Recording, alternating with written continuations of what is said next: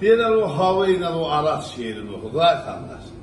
İndi mən onu oxuyuram, nəzə olsun umman kimi.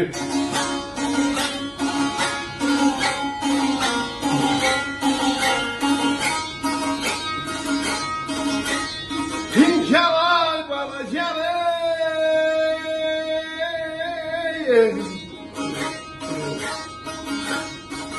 nəzə olsun umman kimi.